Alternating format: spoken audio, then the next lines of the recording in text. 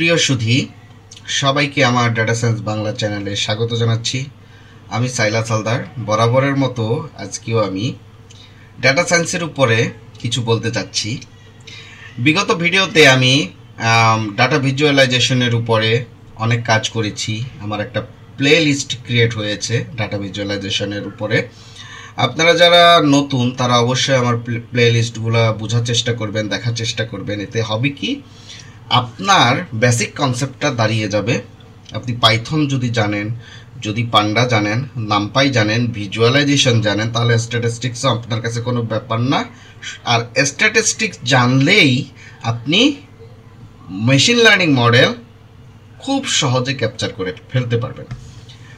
তো আমি ডেটা সায়েন্সের মধ্যে এই যে এখানে যে লিস্টগুলো করেছি, পাইথন, পান্ডাস, নামপাই, ভিজুয়ালাইজেশন, এই চারটা বিষয় নিয়ে অলরেডি আমার ইউটিউব চ্যানেলে প্লেলিস্ট করে ফেলেছি। দয়া করে আপনারা ওই প্লেলিস্টটা দেখবেন। এতে কি হবে, আপনারা এক্সপার্টের দিকে এগিয়ে যাবেন। এর পরবর্তী যে ধাপ সেটা হচ্ছে স্ট্যাটিস্টিক্স। আমার যে ডেটা সায়েন্সের যে সূত্রটা আছে, অর্থাৎ যে রোডম্যাপটা আছে, সেই রোডম্যাপ ফলো করতে গিয়ে এখন আমাকে স্ট্যাটিস্টিক্স করাতে হবে। এর পরবর্তী ধাপ মেশিন লার্নিং। তো স্ট্যাটিস্টিক্স করতে আমাকে কি কি জানতে হবে? তো স্ট্যাটিস্টিক্স তো আর সহজ একটা সাবজেক্ট না। যারা আপনারা স্ট্যাটিস্টিক্স নিয়ে অনার্স করেছেন কিংবা যারা ইঞ্জিনিয়ারিং করেছেন তারা এই বিষয়টা ভালো করে জানেন। এটা কিন্তু খুব সহজ না, আবার সহজ। কেন সহজ বলতেছি? কারণ হচ্ছে যদি আপনি বুঝতে পারেন বা আমি যদি আপনাকে বুঝাইতে পারি, আর আমরা যদি ভালোভাবে এর ক্যালকুলেশনগুলো বুঝতে পারি, তাহলে কিন্তু আসলেই সাবজেক্টটা খুবই সহজ। অনেকে শুধুই আপনারা ভয় পান। তো আমরা দেখি স্ট্যাটিস্টিক্সের রোডম্যাপটা কেমন হয়ে থাকে। যেমন এখানে আমি লিখেছি বেসিক কনসেপ্ট ইন স্ট্যাটিস্টিক্স। তো বেসিক কনসেপ্টটা কি কি আছে সেটা আমরা একটু বোঝার চেষ্টা করি। যেমন ডেসক্রিপটিভ স্ট্যাটিস্টিক্স, এখানে সেন্ট্রাল টেন্ডেন্সি আছে, ডিসপারশন আছে, স্কিউনেস, কার্টোসিস, এগুলা আমাদের করতেই হবে, কোনো মিস নাই, করতেই হবে। কারণ এটা একদম বেসিক। সেন্ট্রাল টেন্ডেন্সি আপনারা ছোটবেলায় পড়েছেন, মিন, মিডিয়ান, মোড। কেউ হয়তো বা ভুলেও গেছেন, ভাই তো আসি, সমস্যা নাই, আমি আপনাদের আবার সেটা বুঝিয়ে দেওয়ার চেষ্টা করব, আপনারা রপ্ত করতে পারবেন। Dispersion, range, variance, standard deviation, এগুলা আসলে খুবই সহজ ব্যাপার। রেঞ্জ আপনারা প্রায় করে থাকেন, ভ্যারিয়েন্সটাও আপনারা বুঝেন, হয়তোবা দেখেন কিন্তু এখনো মনে নাই, এরকম হতে পারে। তো আমি যদি একটু আপনাদের সাথে প্র্যাকটিস করি, আমার মনে হয় আপনারা আবার মনে করতে পারবেন বিষয়টা। এরপরে আসতেছে স্কিউনেস। এখন একটা ডেটার মধ্যে স্কিউনেস থাকবেই, এর মধ্যে একটু বাড়তি কিছু অংশ থাকবে। এগুলা কি বিষয় আদি খুব সহজে, এমন সহজভাবে বুঝাবো যে আপনারা বিষয়টা বুঝে ফেলবেন। এরপর আসতেছে ডেটা ভিজুয়ালাইজেশন। এই তো কয়েকদিন আগেই তো আপনার ডেটা ভিজুয়ালাইজেশনের প্লে লিস্টটা আমরা খতম করেছি, তাই না? সুতরাং আপনি যদি সেই প্লেলিস্টটা একটু দেখেন, তাহলে এখানে দেখেন histogram, box plot, pie chart, scatter plot, এগুলো প্রত্যেকটা ভিজুয়ালাইজেশনে কম বেশি আমি বোঝানোর চেষ্টা করেছি এবং আরও ভালোভাবে বোঝানোর চেষ্টাও করব। তো হিস্টোগ্রাম আমাদের এই স্ট্যাটিস্টিক্সের ক্ষেত্রে বা পরিসংখ্যানের ক্ষেত্রে খুবই গুরুত্বপূর্ণ ভূমিকা রাখে। এই জিনিসটা আমি আরেকটু ভালোভাবে বোঝানোর চেষ্টা করব এবং বক্স প্লটের মাধ্যমে বিভিন্ন প্লট ক্রিয়েট করে আমরা ডেটাকে বোঝার চেষ্টা করব। এরপর আমরা দ্বিতীয় ধাপে চলে গেলাম। দ্বিতীয় ধাপে গিয়ে আমরা দেখতেছি প্রবাবিলিটি থিওরি। এটাও খুব গুরুত্বপূর্ণ ভূমিকা রাখে স্ট্যাটিস্টিক্সের ক্ষেত্রে। আমাকে এটা বুঝতে হবে প্রবাবিলিটিটা। বেসিক প্রবাবিলিটি আমরা শিখবো, এখানে ইভেন্টস থাকবে, আউটকামস থাকবে, প্রবাবিলিটির যে রুলসগুলো আছে এগুলো আমরা দেখব, মাল্টিপ্লিকেশন আমরা দেখব, তারপরে কন্ডিশনাল প্রবাবিলিটি, বায়াস থিওরাম, এগুলা আমরা রপ্ত করে নিব। এছাড়াও random variable, discrete, phase, continuous, random variable, এগুলো নিয়ে আলোচনা করব। বাইনোমিয়াল, ইউনিফর্ম, নর্মাল ইত্যাদি ইত্যাদি আমরা বোঝার চেষ্টা করব। এছাড়াও আমাদের বায়াস ভ্যারিয়েন্সের কিছু কনসেপ্টও থাকবে, চেষ্টা করব এখানে সেগুলো ধরার। তারপর তৃতীয় যে ধাপ, ওই জায়গায় আমরা দেখতেছি ইনফারেন্স। এই জিনিসটা খুবই গুরুত্বপূর্ণ। আমি ডিসক্রিপটিভ করে আসলাম, এরপরে আমাকে করতে হবে কি ইনফারেন্স, এই সম্পর্কে ধারণা নিতে হবে। এখানে আমাদের কি পাচ্ছি আমরা, এখানে মূলত কয়েকটা মেথড, যেমন তার আগে আমাকে বুঝতে হবে যে পপুলেশন এবং স্যাম্পল। পপুলেশন স্যাম্পল এই জিনিসটার কনসেপ্টটা মাথায় নিয়ে নিতে হবে। আমি সংক্ষিপ্ত করে আপনাদের কাছে একটুখানি ধারণা দেওয়ার চেষ্টা করি। সেইটা হচ্ছে গিয়ে, আপনি যদি ভাত রান্না করে থাকেন, পুরো ভাত কিন্তু আপনি টিপে টিপে দেখতে পারবেন না। আপনাকে যে কোনো একটা ভাত নিয়ে আপনাকে টিপে দেখতে হবে জিনিসটা নরম হয়েছে কিনা।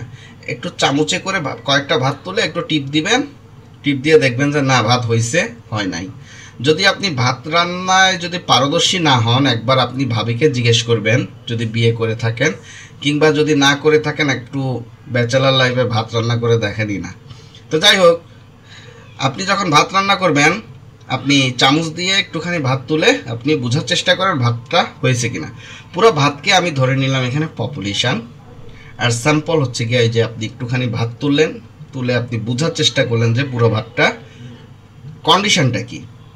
এটা হচ্ছে গিয়া ইনফারেন্সের বৈশিষ্ট্য আর কি, আমি বলতে পারি এক প্রকার। তো এই জিনিসগুলো আমাকে রপ্ত করতে হবে। আমি জাস্ট একটুখানি বললাম, আর অনেক মজার কনসেপ্ট আছে এখানে, যেমন point estimation, confidence interval, central limit theorem, এটা খুবই গুরুত্বপূর্ণ, ইত্যাদি আমাদের জানতে হবে। এর পরবর্তীতে যে ধাপ আছে, কয়েকটা টেস্টিং আমাদের করতে হবে। আমরা কি জিনিসটা অ্যাকসেপ্ট করব কি করব না, যে মডেলটা বানাবো বা ডেটা নিয়ে যে অ্যানালাইসিসগুলো করবো, এটা কি আমার কাছে গ্রহণযোগ্য কিনা, এগুলো নিয়ে আমরা একটু ভোটাভুটি, গণতন্ত্রের মতো একটু ভোটাভুটি করব। সেজন্য আমাদের কয়েকটা টেস্ট করতে হবে।